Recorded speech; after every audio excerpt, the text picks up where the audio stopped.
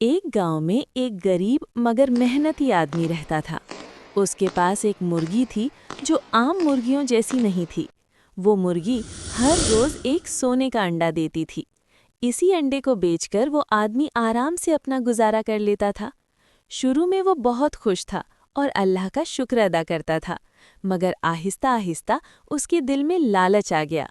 वो सोचने लगा, ये मुर्गी रोज एक अंडा देती है, अगर इसके पेट में और भी सोने के अंडे हों तो क्यों ना एक ही दफा सब निकाल लिए जाए। ये सोचकर उसने सब्र को छोड़ दिया।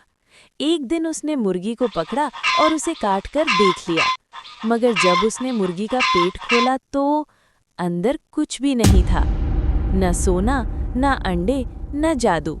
इस दिन के बाद मुर्गी भी मर गई, सोने के अंडे भी खत्म हो गए और आदमी फिर से गरीब हो गया।